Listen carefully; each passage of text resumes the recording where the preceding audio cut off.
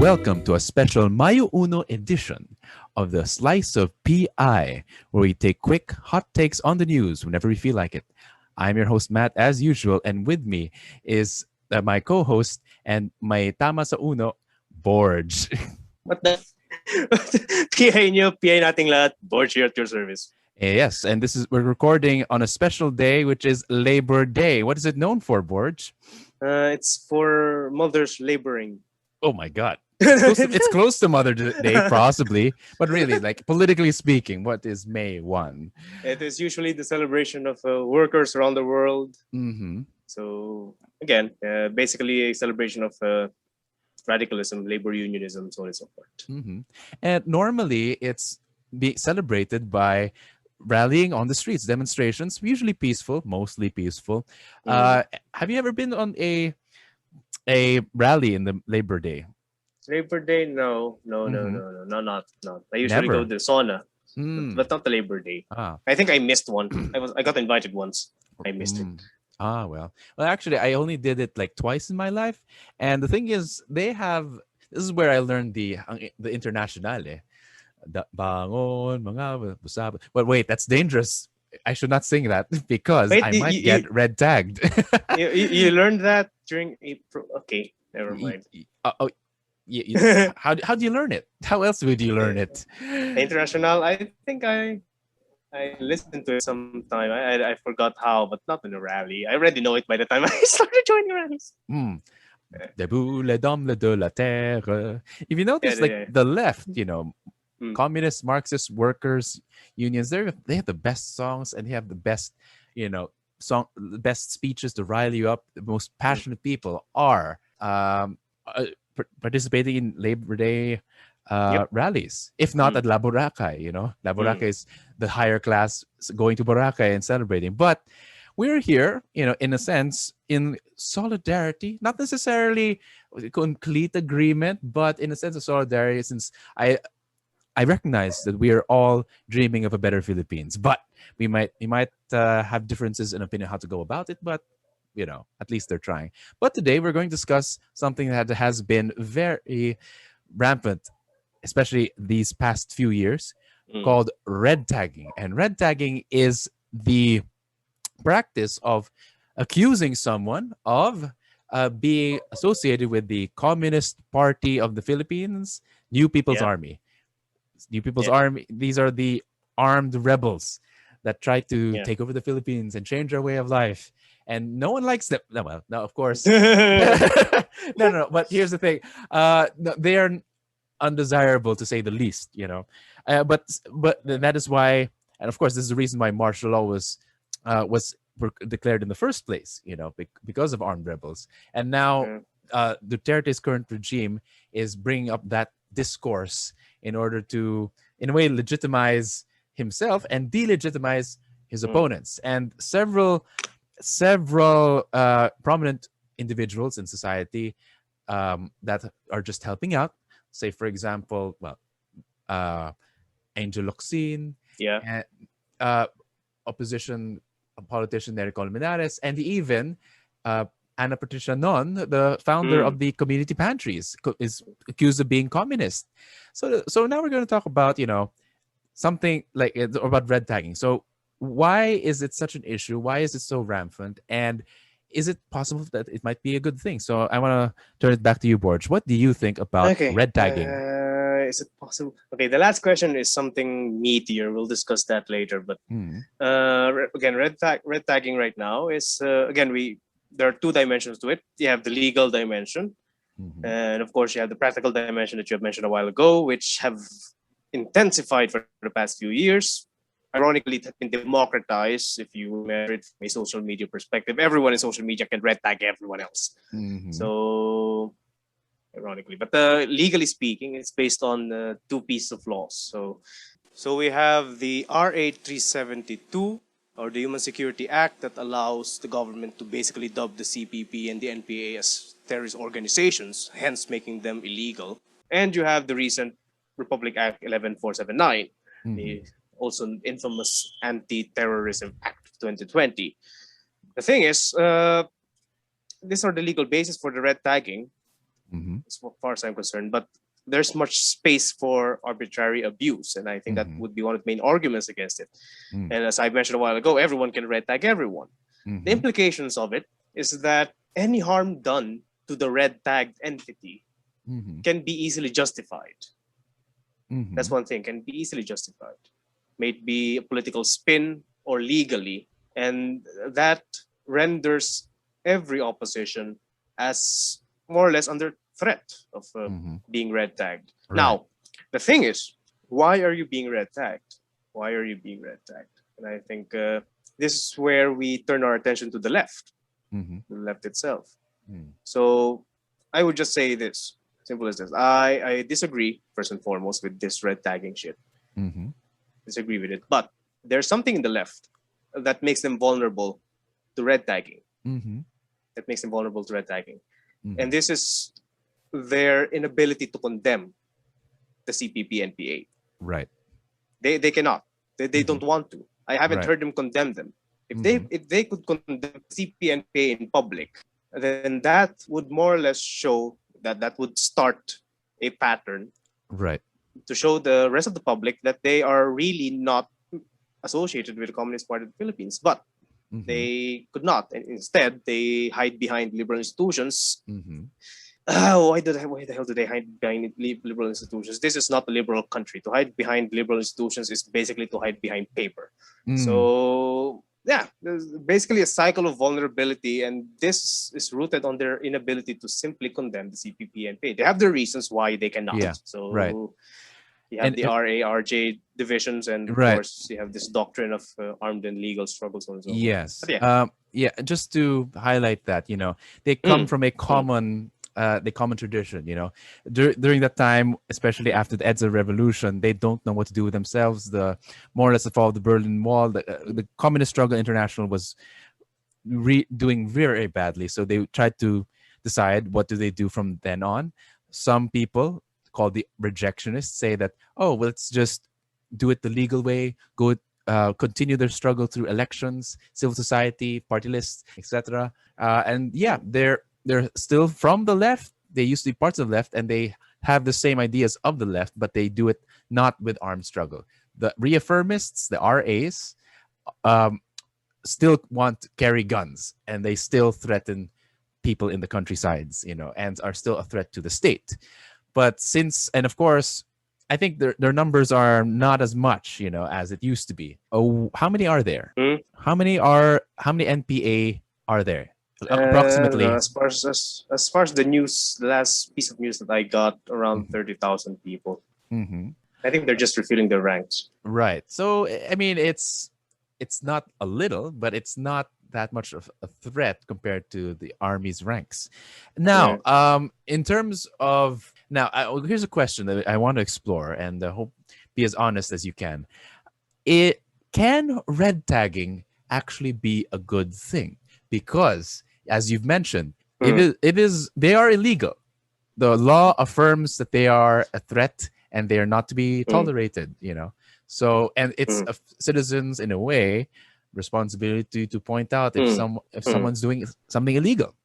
So, can red tagging be a good thing or an ethical thing? Okay. I think one dimension that we must recognize with that one. First and foremost, we must check our own ethics. We must check our own values. Can people justify such armed struggles? Second, a while ago you mentioned nuances in the left. You mentioned nuances. You mentioned differences among leftists. Again, by fact, as far as I know, majority of Filipinos don't care about those distinctions if they are even familiar with those distinctions. That's one thing, that they can easily be clumped into one group. They can easily be clumped into one group. And this is not ignorance or stupidity per se. It is out of the need of Filipinos to find unity. So it's what we call an externality of that need, that they can easily clump up opposition into one pile as an opposition, even if that opposition is not really one group. But yes, again, the nuances that you mentioned a while ago, is it relevant? Do ordinary Filipinos even know about it? And that is where we go to whether it can be can red tagging be actually good? Right. It can be good if such nuances can be recognized. Right. Because legally speaking, only the CPP and PA are deemed as illegal and as terrorists. Right.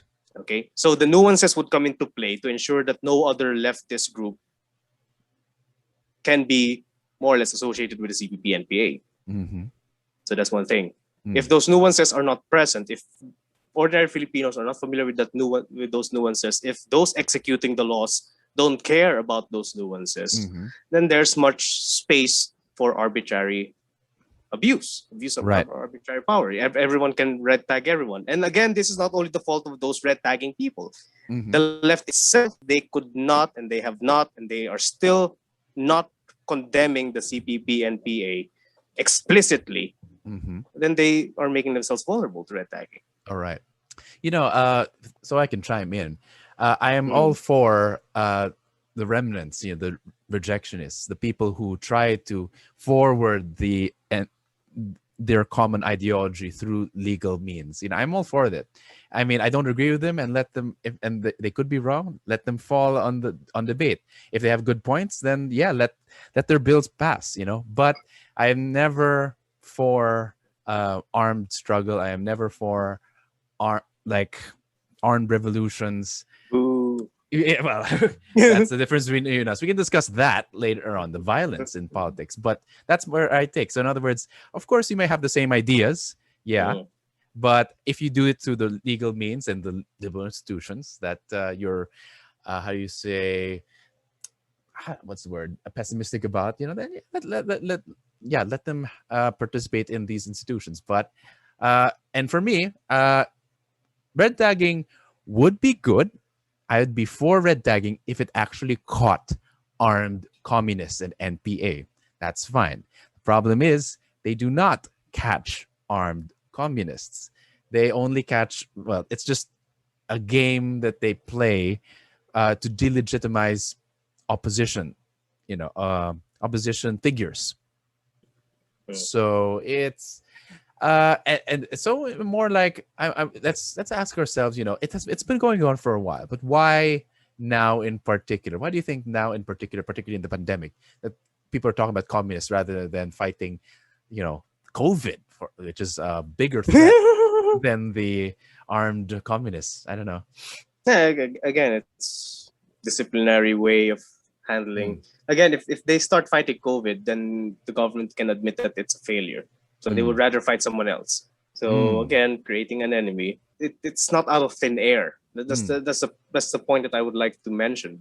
This red tagging is not based on thin air. There are some problems in the left and more or less the abusive nature of this current administration.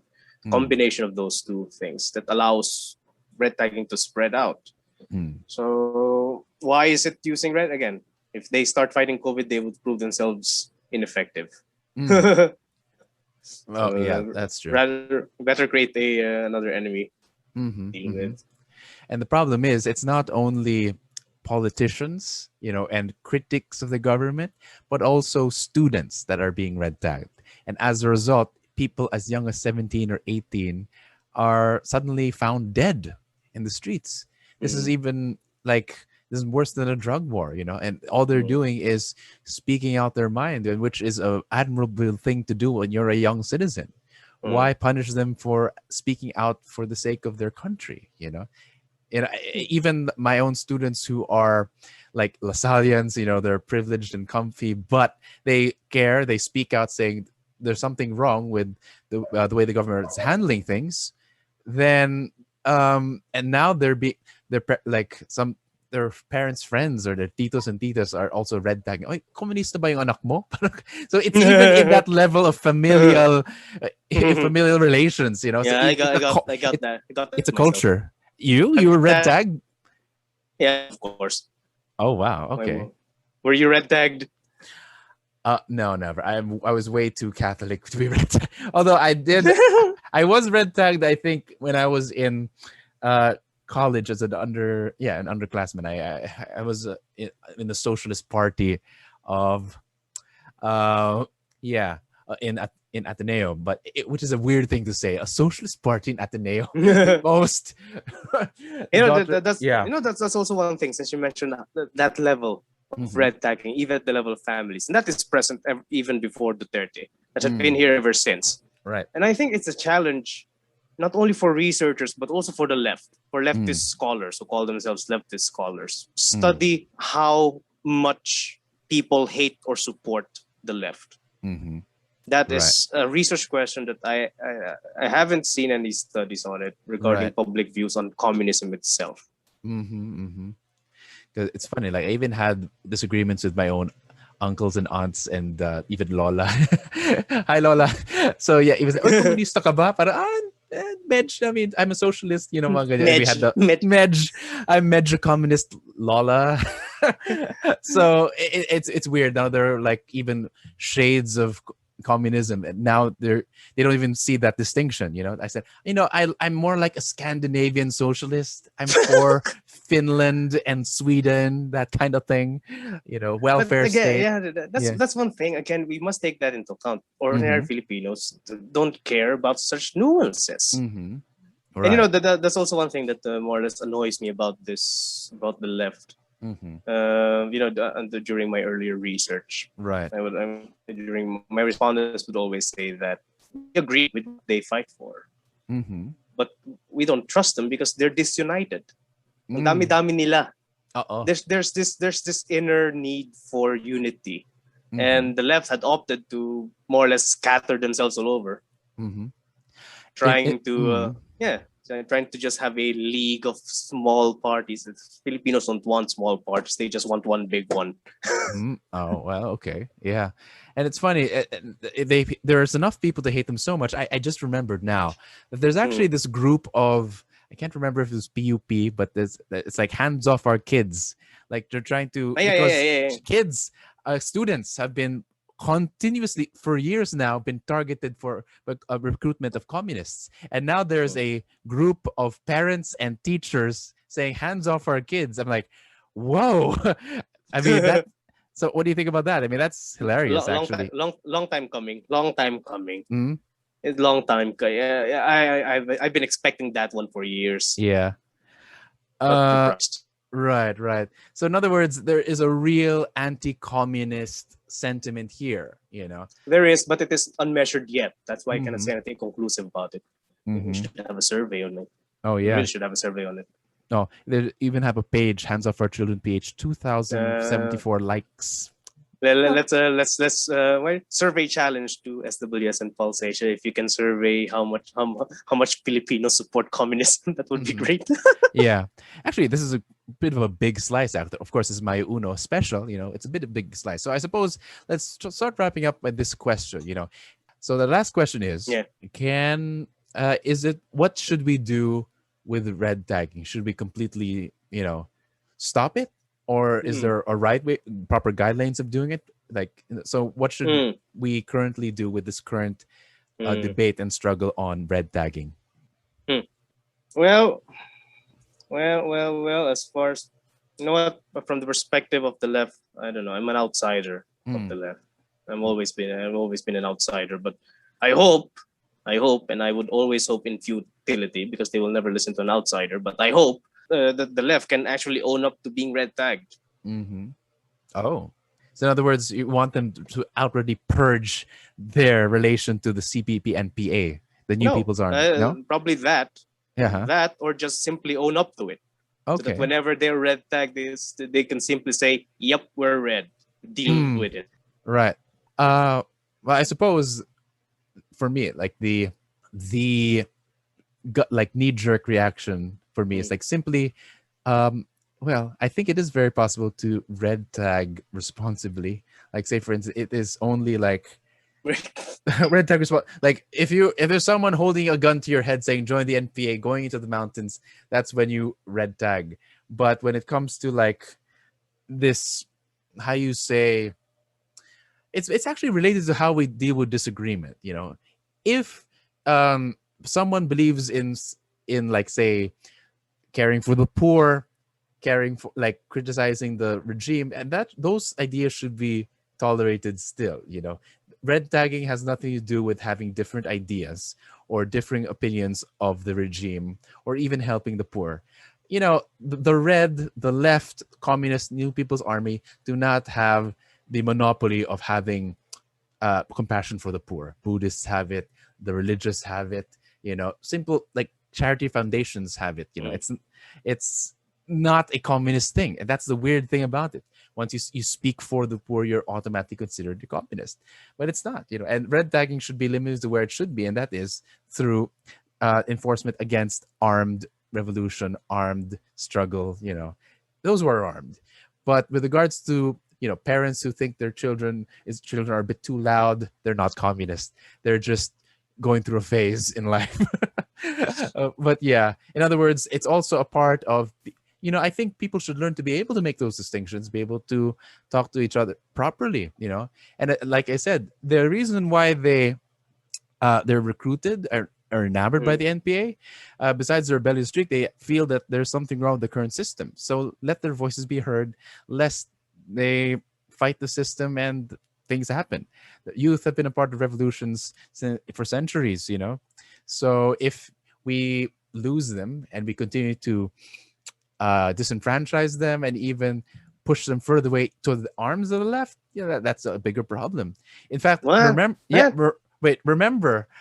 during the Marcos regime, like when the more they hunted for leftists and students, the more the ranks of the NPA ballooned. Remember, so they actually I know. Yeah. Anyway, it's kind of. I mean, the more they red tag, in a way, the it's a self-fulfilling prophecy, actually. Yeah. Again, okay. I need to remind myself that your argument is based on the premise that you don't like the armed left. I don't agree with him, but yeah, it's possible. Why? What's wrong with that? No. Nalala ko lang. So I just reminded myself. Yeah, you don't like the armed left. Mm-hmm. Again, I'm for red tagging if it actually catches armed rebels. If they don't, stay away. Like, don't do it. It's like the boy cried wolf or the Ale who cried comunista or something. That's the thing. It's you're asking for. It's a tall order to ask for it, because the red tagging is not bound by reason. It's a guttural expression. It's a guttural expression covered up by the rationale of the recent laws applied by, but how it is being practiced, it's a guttural expression. So there's something deep in our society that doesn't like the ideas of the left or doesn't like radical change. Right. So yeah, wow, I think we've reached the 20-minute mark. So I think this is a hefty. It's a one-half slice.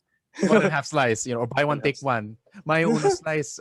So this is very interesting. But workers of the world, happy Labor Day. Maligayang Mayo Uno. Yun ba yung sinasabi? It's just sad that you're only one day is allotted to workers. How utterly sad. Every day should be Labor Day.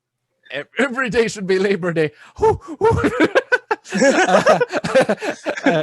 This is almost like a new episode of, but I think we should have another full episode just to discuss the left. Communism. We should have a definition of communism. True. But anyway, thank you for joining us in this slice. If you enjoyed us, continue to listen to our episodes on Spotify, Anchor, YouTube, and even send us emails at pipodcastph@gmail.com. But until the next episode, magandang gabi, mga ka-PI.